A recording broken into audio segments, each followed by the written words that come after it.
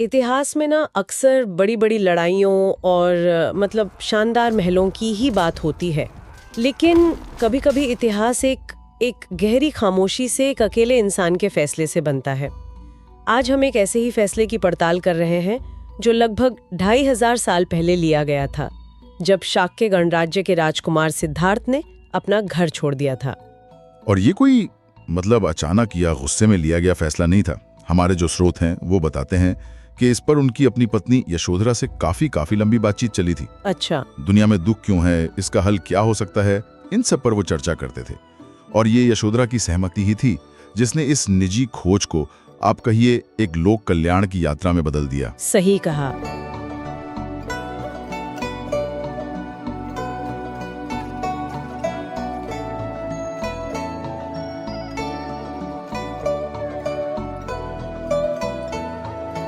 तो ये सिर्फ एक राजकुमार का महल छोड़ना नहीं था, बल्कि अपनी पूरी पहचान, सत्ता, परिवार, भविष्य सब कुछ पीछे छोड़ देना था। इसी को इतिहास महाभिनिष्क्रमण कहता है, द ग्रेट रिनंसिएशन। लेकिन सवाल ये है कि इस महान यात्रा की जमीनी हकीकत क्या है? वो पहला कदम कहाँ रखा गया था? और यही हमारी कहानी आज हमें बिहार के पश्चिमी चंपारण के एक इलाके में ले जाती है, रामपुरा गुनाहा। आज हम इसी जगह की गहराइयों में उतरेंगे। ये एक ऐसी जगह है जहां सिद्धार्थ के त्याग की गूंज है, सम्राट अशोक के पत्थर के संदेश हैं और आज भी जिंदा एक लोक परंपरा है। हम ये समझने की कोशिश करेंगे कि कैसे एक गुमनाम सा जंगल इतिहास के नक्शे पर एक अमिट निशान बन गया। ठीक है, तो चलिए उस रात में वापस चलते हैं। राजकुमार सिद्धार्थ अपने वफादार घोड़े कंधक और सारथी छन्ना के साथ कपिलवस्तु के महल से निकल जाते हैं। मुझे हमेशा ये बात हैरान करती है, एक इंसान जिसके पास सब कुछ है, वो सब कुछ क्यों छोड़ना चाहेगा? क्या ये सिर्फ कुछ दुखद नज़ारे देखने का नतीजा था, या इसके पीछे कोई गहरा मनोवैज्ञानिक संघर्ष चल रहा था? ये एक बहुत अच्छा सवाल है। ग्रंथ हमें 4 दृश्यों के बारे में तो बताते हैं, एक बूढ़ा व्यक्ति, एक बीमार, एक शव और एक शांत सन्यासी। लेकिन अगर हम इसे बौद्ध मनोवैज्ञानिक स्तर पर देखें तो ये शायद लंबे समय से चल रहे एक आंतरिक मंथन का चरम था। वो समझ गए थे कि सुख अस्थायी है और दुख सार्वभौमिक है। उनकी यात्रा इसी क्यों का जवाब खोजने के लिए थी। और इस यात्रा का पहला पड़ाव आता है अनोमा नदी के तट पर। अनोमा नदी, और वहाँ क्या होता है? वहाँ एक बहुत ही नाटकीय और प्रतीकात्मक घटना होती है। सिद्धार्थ अपने घोड़े से उतरते हैं, अपने राजसी कपड़े और कीमती गहने उतारकर छन्ना को दे देते हैं और फिर वो अपनी तलवार निकालते हैं और अपने लंबे केश काट देते हैं। अपने बाल काट देते हैं? जी। और ये सिर्फ एक बाहरी बदलाव नहीं था। केश उस जमाने में शाही गौरव और पहचान का प्रतीक थे। उन्हें काट कर वो एक तरह से कह रहे थे, राजकुमार सिद्धार्थ अब नहीं रहा। मतलब उन्होंने सिर्फ कपड़े या बाल नहीं त्यागे, उन्होंने अपना नाम, अपनी पहचान त्याग दी। राजकुमार सिद्धार्थ की मृत्यु हो गई ताकि एक साधक का जन्म हो सके। ये तो त्याग से भी ज्यादा गहरा है। बिल्कुल। और आज इतिहासकार मानते हैं कि ये अनुमा नदी का क्षेत्र ही रामपुरवा गुनाहा है। जी बिल्कुल। पुरातात्विक और साहित्यिक साक्ष्यों को मिलाकर जो सबसे तार्किक पहचान बनती है वो इसी क्षेत्र की है। उस समय ये कोई शहर नहीं था, ये घना जंगल था, शांत, एकांत। सिद्धार्थ के लिए ये जगह एकदम सही थी। उनके मन के अंदर जो कोलाहल था ना, उसे शांत करने के लिए जंगल की खामोशी एक आईने की तरह थी। तो बुद्ध के जाने के बाद सदियों तक ये जगह सिर्फ एक कहानी या एक विश्वास के रूप में जिंदा रही।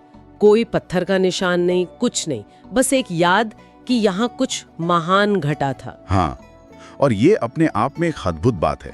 राजवंश आए और चले गए, शहर बने और उजड़ गए, लेकिन बौद्ध भिक्षुओं की पीढ़ियों ने और स्थानीय लोगों ने इस मृत्यु को जिंदा रखा। ये मौखिक इतिहास की ताकत है। जब तक पत्थर पर कुछ लिखा नहीं गया, तब तक ये कहानी लोगों की जुबान पर और उनके दिलों में जिंदा थी। ठीक है, तो ये जगह लगभग 250 साल तक एक तरह से इतिहास के पन्नों से गायब रहती है, सिर्फ कहानियों में जिंदा है। तो फिर अचानक सम्राट अशोक की एंट्री इस कहानी में कैसे होती है, वो भी घटना कितने साल बाद? अशोक की एंट्री इस कहानी का टर्निंग पॉइंट है। कलिंग के भयानक युद्ध के बाद अशोक का हृदय परिवर्तन होता है। वो हिंसा का रास्ता छोड़कर धम्म का मार्ग अपनाते हैं। धम्म? और अशोक का धम्म सिर्फ बौद्ध धर्म का प्रचार नहीं था, ये एक तरह की नैतिक आचार संहिता थी। सहिष्णुता, अहिंसा, बड़ों का सम्मान, हर जीव के प्रति करुणा। और इसी नैतिक संदेश को फैलाने के लिए उन्होंने यात्राएं शुरू की। बिल्कुल, उन्होंने बुद्ध के जीवन से जुड़ी जगहों की धम्म यात्रा शुरू की। वो लुम्बिनी गए जहां बुद्ध का जन्म हुआ, बोध गया गए जहां उन्हें ज्ञान मिला। लेकिन जो बात सबसे दिलचस्प है वो ये कि अशोक सिर्फ इन मुख्य जगहों पर ही नहीं रुके। अच्छा, उन्होंने रामपुरवा को भी चुना। उनकी नजर में त्याग का वो पहला कदम भी उतना ही पवित्र था जितना ज्ञान की प्राप्ति। ये दिखाता है कि अशोक सिर्फ परिणाम का नहीं बल्कि उस पूरी प्रक्रिया का सम्मान कर रहे थे जिससे सिद्धार्थ बुद्ध बने। और उन्होंने इस सम्मान को जाहिर कैसे किया? सिर्फ यात्रा करके तो नहीं चले गए होंगे? नहीं, उन्होंने इस अमूर्त याद को एक ठोस, एक स्थायी रूप देने का फैसला किया। उन्होंने रामपुरवा में गृह त्याग की इस घटना को अमर बनाने के लिए 2 विशाल पॉलिश किए हुए पत्थर के स्तंभ बनवाए, ताकि आने वाली हजारों पीढ़ियां इस जगह के महत्व को भूल न जाएं। 2 स्तंभ, और इनके ऊपर क्या था? अशोक के स्तंभों के शिखर पर तो हमेशा कोई ना कोई पशु की आकृति होती है। सही पहचाना। एक स्तंभ के शिखर पर एक शानदार सिंह की प्रतिमा थी। सिंह बुद्ध के साहस का प्रतीक है, राजपाट और मोह को छोड़ने का साहस। अच्छा, ये शाक्य वंश का प्रतीक भी था, जिन्हें शाक्य सिंह कहा जाता था। और ये धम्म की उस निर्भय घोषणा का भी प्रतीक था जो दुनिया भर में गूंजने वाली थी। और दूसरा स्तंभ? दूसरे स्तंभ के शीर्ष पर एक बैल की प्रतिमा थी। बैल प्रतीक है धैर्य का, शक्ति का और अटूट स्थिरता का। ये वो गुण हैं जो सत्य की लंबी और कठिन खोज के लिए जरूरी हैं। 1 मिनट, तो अशोक सिर्फ एक घटना की याद में स्मारक नहीं बना रहे थे, वो उन गुणों को अमर बना रहे थे जो उस घटना के पीछे थे। मतलब शेर का साहस राजपाट छोड़ने के लिए, और बैल का धैर्य सालों तक चलने वाली ज्ञान की खोज के लिए। ये तो एक तरह से सफलता की पूरी रेसिपी को पत्थर में गढ़ने जैसा है। बिल्कुल सही पकड़ा आपने। ये सिर्फ स्मारक नहीं, ये एक संदेश था।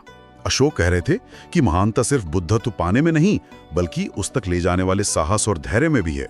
ये दोनों स्तंभ मिलकर त्याग और साधना की पूरी कहानी कहते हैं। कमाल है। और इन स्तंभों को बनाना भी कोई आसान काम नहीं रहा होगा। ये पत्थर कहाँ से आए? उस जमाने में बिना क्रेन और ट्रक के ये सब कैसे किया गया होगा? ये उस युग की इंजीनियरिंग का एक चमत्कार है। ये स्तंभ एक ही पत्थर, मतलब मोनोलिथिक स्टोन को काटकर बनाए गए हैं। एक ही पत्थर से? जी। और ये पत्थर सैकड़ों किलोमीटर दूर चुनार की खदानों से लाया गया था। चुनार से? सोचिए, 40-50 टन वजनी पत्थर के एक ब्लॉक को पहले तराशा गया, फिर उसे गंगा नदी के रास्ते नावों पर लाद कर लाया गया, और फिर जमीन पर हाथियों और लकड़ी के गोल लट्ठों की मदद से खींचकर इस जंगल तक पहुंचाया गया। इसके लिए जबरदस्त योजना, प्रशासनिक क्षमता और हजारों कारीगरों की मेहनत लगी होगी।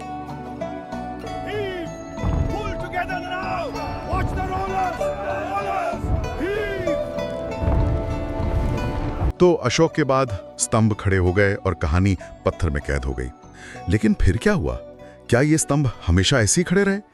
क्योंकि आज तो ये हमें उस स्थिति में नहीं दिखते। नहीं, समय के साथ मौर्य साम्राज्य का पतन हुआ, बौद्ध धर्म का राजकीय संरक्षण कम हो गया, और सदियों तक ये जगह फिर से गुमनामी और प्रकृति के हवाले हो गई। लेकिन कहानी खत्म नहीं हुई। यहाँ पर कुछ बहुत ही दिलचस्प किरदारों की एंट्री होती है। चीन से आए यात्री फाहियान और हुएनसांग। हाँ, 5वीं सदी में फाहियान यहाँ से गुजरते हैं। वो इस जगह को उजड़ा हुआ पाते हैं, लेकिन वो लिखते हैं कि लोगों की यादों में ये जगह जिंदा है। वो एक धुंधली सी याद को दर्ज करते हैं। फिर लगभग 200 साल बाद 7वीं सदी में हुएनसांग मतलब श्वेनजांग आते हैं। वो ज्यादा सटीक जानकारी देते हैं। वो लिखते हैं कि उन्होंने वो जगह देखी जहां राजकुमार ने अपने बाल काटे थे, और वहां एक अशोक स्तंभ है जो टूटा हुआ है। तो एक ने याद को दर्ज किया, दूसरे ने एक ठोस सुराग दिया, टूटा हुआ स्तंभ। ये तो किसी जासूसी कहानी की तरह लग रहा है, जहाँ सदियों में एक एक करके सुराग मिल रहे हैं। आखिर इसे दोबारा खोजा कैसे गया? जरूर इसके पीछे भी कोई दिलचस्प कहानी होगी। हाँ, कहानी शुरू होती है 1876 में। एक ब्रिटिश आर्कियोलॉजिस्ट थे ACL कार्लाइल। वो उस इलाके का सर्वे कर रहे थे। अच्छा। तो वहाँ के जो थारू समुदाय के लोग थे, उन्होंने उन्हें एक पत्थर के बारे में बताया जिसे वो भीम की लाट कहते थे। कार्लाइल को शक हुआ कि ये कोई मामूली पत्थर नहीं है। मतलब ये अशोक का स्तंभ हो सकता है? हाँ, पर उस वक्त तक यही लग रहा था कि वहाँ सिर्फ एक ही स्तंभ है। तो फिर 2 का पता कैसे चला? असली खोज तो वो कई साल बाद 1907-8 में हुई, जब दयाराम साहनी ने वहाँ खुदाई करवाई। अच्छा। तब जाके साफ हुआ कि यहाँ एक नहीं बल्कि 2 स्तंभों के अवशेष हैं। एक पर शेर का मुकुट और दूसरे पर बैल का। और इन दोनों स्तंभों का अपना अपना महत्व है ना? जैसे मैंने पढ़ा है कि बैल वाला स्तंभ पर अशोक के मशहूर शिलालेख मिले थे। सही। बैल स्तंभ तो एक ऐतिहासिक खजाना है। उस पर अशोक के प्रमुख स्तंभ समादेश खुदे हुए मिले। मतलब वो शाही आदेश। हाँ, एक तरह से वो शाही आदेश थे जिनमें उन्होंने धम्म, नैतिकता और अच्छे शासन के सिद्धांत आम जनता के लिए लिखवाए थे। और बैल वाला स्तंभ, वो तो अपनी कला के लिए ज्यादा जाना जाता है। सही कहा। बिल्कुल। बैल वाला स्तंभ कला का एक बेजोड़ नमूना है। उसके शीर्ष पर जो पत्थर की पट्टी है, जिसे एबेकस कहते हैं जी, उस पर कुछ खास तरह के फूल और पत्तियां उकेरी गई हैं, हनीसकल और पालमेंट। एक मिनट, हनीसकल, ये तो यूनानी डिजाइन है ना बिहार में? यही तो बात है। ये यही बताता है कि मौर्य काल में भारत और यूनान के बीच सिर्फ व्यापार नहीं, बल्कि विचारों और कला का भी एक गहरा रिश्ता था। ये तो अद्भुत है। और स्रोतों में एक और भी चौंकाने वाली खोज का जिक्र है, किसी तांबे के बोल्ट का। हाँ, ये बहुत दिलचस्प है। स्तंभ को जोड़ने वाले तांबे के बोल्ट पर कुछ निशान मिले हैं। अच्छा। कुछ विशेषज्ञों का तो ये दावा है कि ये निशान 4000 साल पुरानी सिंधु घाटी सभ्यता की लिपि से मिलते जुलते हैं। क्या बात है। हाँ, मानो एक लेख को दूसरे से जोड़ा गया हो। आज की भाषा में इसे हाइपर टेक्स्ट कह सकते हैं। अगर ये सच है तो ये इतिहास की हमारी समझ को पूरी तरह बदल सकता है। तो कला और इतिहास के अलावा इस जगह का एक कहीं ज्यादा गहरा आध्यात्मिक पहलू भी है ना? बिल्कुल। और ये पहलू कहानी को पूरी तरह बदल देता है। माना जाता है कि रामपुरवाही वो जगह है जहां अनोमा नदी के किनारे राजकुमार सिद्धार्थ ने अपने शाही कपड़े त्यागे थे। ज्ञान की खोज में पहला कदम। हाँ, कल्पना कीजिए, यही वो जगह हो सकती है जहां एक राजकुमार सिद्धार्थ गौतम बना, जहां से बुद्ध की यात्रा की असल शुरुआत हुई। और कुछ स्रोत तो इससे भी आगे जाते हैं। जी, फाहियान और ह्यूएनसांग जैसे चीनी यात्रियों के यात्रा विवरणों के आधार पर कुछ विद्वानों का ये भी मानना है कि रामपुरवाही बुद्ध के महाभिनिष्क्रमण, द ग्रेट रिनंसिएशन, का असली स्थान है। अच्छा। और शायद यही एक बड़ी वजह हो सकती है कि सम्राट अशोक के लिए ये जगह इतनी पवित्र क्यों थी। ये सब जानने के बाद जब हम आज रामपुरवा की हालत देखते हैं तो एक गहरा विरोधाभास सा महसूस होता है। ये सच है। वो भव्य बैल जिससे हमने बात शुरू की थी, आज राष्ट्रपति भवन की शान बढ़ा रहा है। और शेर वाली मूर्ति? वो कोलकाता के भारतीय संग्रहालय में है। 1907 में पुरातत्वविद दयाराम साहनी ने इसे खोज निकाला। और जैसा कि स्रोत बताते हैं, उस वक्त ये बिल्कुल सही सलामत था, एक भी खरोच नहीं। तो इसे बचाने के लिए ही रामपुरवा से कोलकाता के इंडियन म्यूजियम ले जाने का फैसला हुआ। हाँ, और यहीं से पहली विडंबना सामने आती है। बिल्कुल। जिस सफर का मकसद इसे बचाना था, वही सफर इसकी पहली चोट की वजह बना। मतलब रास्ते में ही। हाँ, उस जमाने के उबड़ खाबड़ रास्तों पर बैलगाड़ी से ले जाते हुए ये बेशकीमती कलाकृति 2 हिस्सों में टूट गई। अच्छा। म्यूजियम के रिकॉर्ड भी यही कहते हैं कि उन्हें ये टूटे हुए हाल में ही मिला था। तो ये तो हो गई पहली लापरवाही, पर कहानी यही खत्म नहीं हुई। नहीं, बिल्कुल नहीं। एक बार टूटने के बाद तो इसे और भी ज्यादा सावधानी से रखा जाना चाहिए था। सही बात है। लेकिन विडंबना देखिए, लगभग 100 साल बाद 2013 में उसी संग्रहालय की छत के नीचे इसे एक और बड़े हादसे का सामना करना पड़ा। वो भी म्यूजियम के 200वें स्थापना दिवस की तैयारियों के दौरान। हाँ, वही तो। ये बात तो समझ से परे है।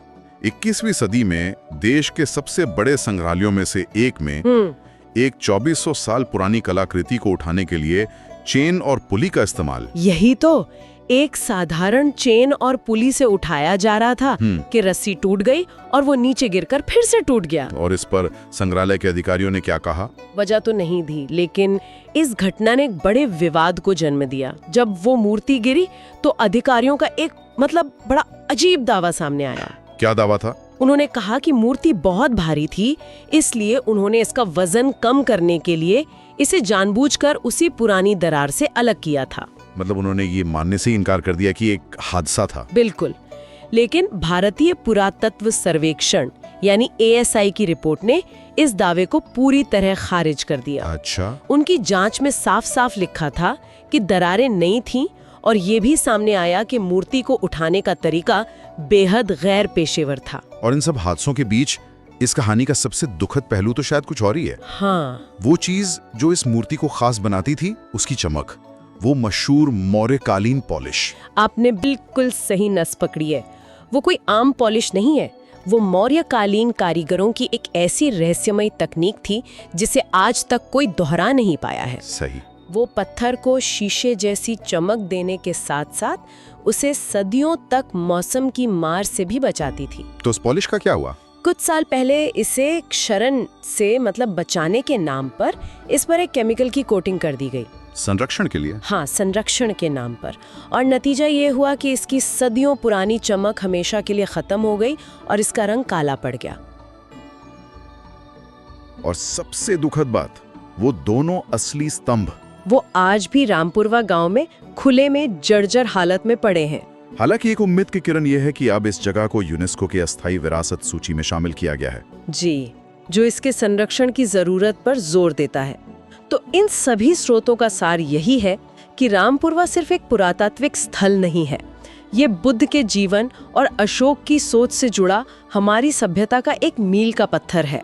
लेकिन इसकी मौजूदा हालत एक बहुत गंभीर सवाल खड़ा करती है। स्रोत एक विचार सामने रखते हैं कि अगर सम्राट अशोक आज लौट कर आते और अपने द्वारा पवित्र मानी गई इस जगह की ये हालत देखते तो वो क्या सोचते हैं। ये सवाल हमें सोचने पर मजबूर करता है कि एक राष्ट्र के तौर पर हमारी अपनी अनमोल धरोहरों के प्रति असल जिम्मेदारी क्या है। क्या उस जगह पर अब कुछ नहीं बचा? ऐसा नहीं है, और यही ये कहानी सबसे दिलचस्प मोड़ लेती है। आज भी रामपुरवा गोनाहा में हर साल एक बहुत बड़ा मेला लगता है। मेला लगता है? जी, हजारों लोग दूर दूर से वहां इकट्ठा होते हैं। उनमें से ज्यादातर लोग शायद अशोक, वेंसैंग या कनिंगम का नाम भी नहीं जानते होंगे, लेकिन वो एक बात जानते हैं कि ये भूमि पवित्र है, ये आस्था है। तो एक तरफ इतिहासकारों की खोजी हुई तारीखें और तथ्य हैं, और दूसरी तरफ हजारों लोगों का ये जीवंत विश्वास। कौन सा इतिहास ज्यादा असली है? यही तो लोक स्मृति की ताकत है। ये मेला बताता है कि इतिहास किताबों और संग्रहालयों से पहले लोगों की परंपराओं में जिंदा रहता है। शरणं गच्छामि, बुद्धं शरणं गच्छामि,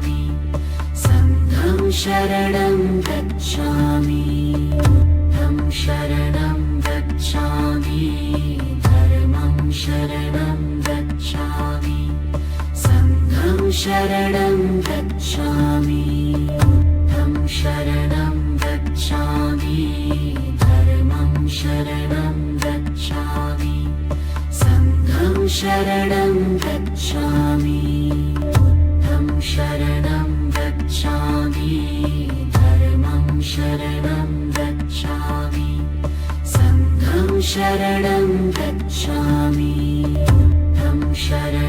गच्छामि, धर्मं शरणं गच्छामि, संघं शरणं गच्छामि, शरणं गच्छामि।